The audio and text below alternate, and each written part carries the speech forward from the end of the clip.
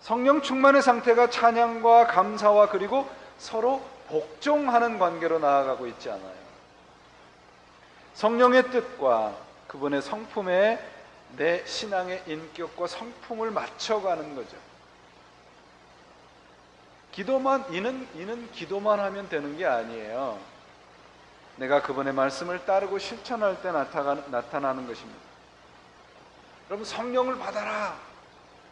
그러면 뭐라고 여러분들 다 얘기하세요? 싫어요? 그래요? 주시려면 주시고 말려면 말고 그래요? 우리 다 아멘 하잖아요. 성령을 받아라 할 때 아멘 하면 끝나는 게 아니에요. 그 아멘이 내 삶의 구체적인 부분에서 나타나야 되는 거죠. 하나님의 사람으로 우리가 사람됨이 바뀌어가는 것, 그것을 성경은 성령 충만한 사람이라고 말을 하고 있습니다. 어떠한 열광이나 희열에 사로잡혀 있는 것이 아니라 우리의 삶의 작은 부분에서 성령의 소리에 민감하게 귀를 기울이면서 그분의 뜻에 어긋나지 않기 위해서 애를 쓰는 사람, 그것이 성령 충만한 사람입니다. 여러분, 얼마 전에는 그 아들이 세계적인 결혼식을 했지만 다이아나 비나 그 찰스 황태자의 그 정말 아름다운 결혼식을, 그런 아름다운 결혼식을 한 다음에 그들의 결혼 생활은 어땠습니까? 그 아름다운 결혼식을 보고 그 결혼을 성공했다고 이야기하는 사람은 없습니다. 마찬가지예요. 우리가 정말 하나님 앞에 성령의 이 충만함을 엄청난 고백을 했더라도 그렇게 살아가지 않으면 의미가 없습니다. 그래서 말씀드렸잖아요. 결혼 생활은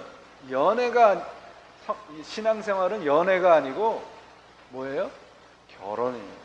결혼 생활이에요. 함께 사는 거예요. 우리의 삶에 획기적인 사건이 성령을 만나는 거잖아요. 우리 스스로 신앙의 어떤 그 일들을 정리할 필요가 있습니다.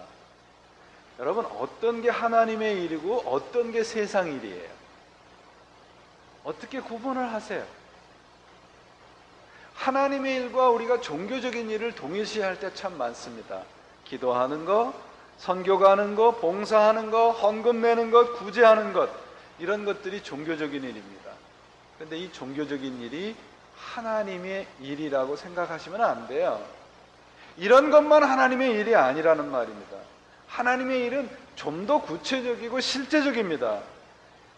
신앙생활이 하루에 몇 시간씩 기도하고 성경 보는 것만이 아니라 내가 기도하면서 하나님에게 받은 말씀을, 성경을 보면서 깨우친 말씀을, 은혜 받은 말씀을 우리의 삶 속에서 어떻게 실력으로 나타내는가, 그 싸움을 하는 것이 신앙생활이에요. 이러한 투쟁과 싸움이 없으면 우리의 신앙은 관념적이고 그저 뜬구름 잡는 그런 신비스러운 것에 우리가 휩싸일 수밖에 없게 됩니다. 성령 충만을 받았다 그러면 찬양과 감사와 서로 순종하는 상태로 가야 돼요. 여러분들 집에 가서 에베소서 5장, 6장을 읽어보세요. 성령 충만의 그 현장을 어디로 얘기를 하고 있습니까? 부부, 가정, 종과 주인, 그리고 마지막에는 세상의 모든 삶의 부분에 적용을 하고 있잖아요. 신앙이 이처럼 관념적이나 광적인 종교생활로 나타나는 게 아니라 우리의 삶의 작은 부분에서 실력으로 나타나는 겁니다. 여러분, 한 번 이 시험에서 시험 문제를, 똑같은 문제를 한 번 틀리는 것은 실수라고 얘기했지만 두 번, 세 번 계속 틀리는 건 뭐예요? 실력인 거예요. 똑같은 잘못을 계속하지 마세요. 성령 충만한 사람은 우리의 삶의 모든 영역에서 서로 순종하는 거라고 말씀을 하고 있습니다.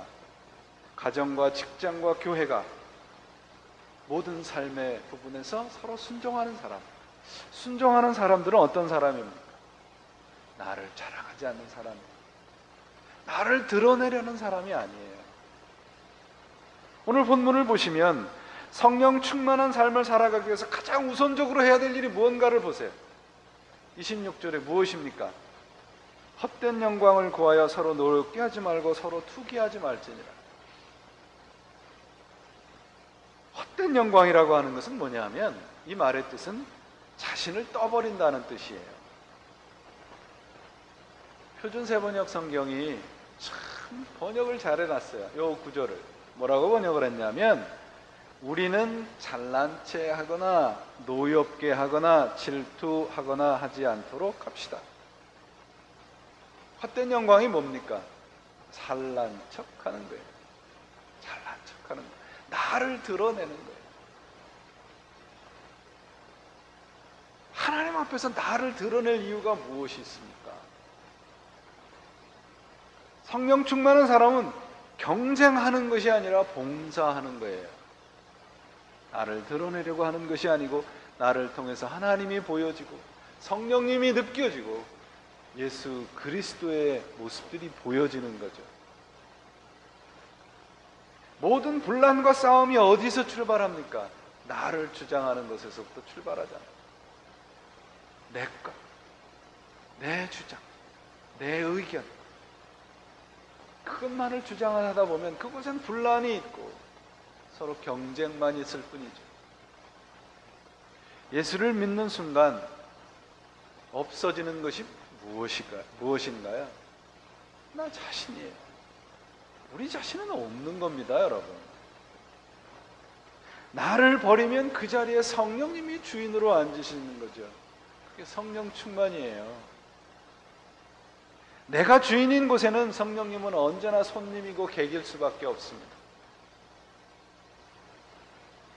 두 번째, 성령에 따라 사는 삶은 6장 1절에 형제들아, 사람이 만일 무슨 범죄한 사실이 드러나거든 신령한 너희는 온유한 심령으로 그러한 자를 바로잡고 내 자신을 돌아보아 너도 시험을 받을까 두려워하라. 여기 보면 형제들아, 사람이 만일 그랬어요. 이 세상에는 딱 두 종류의 사람만 존재합니다. 어떤 사람일까요?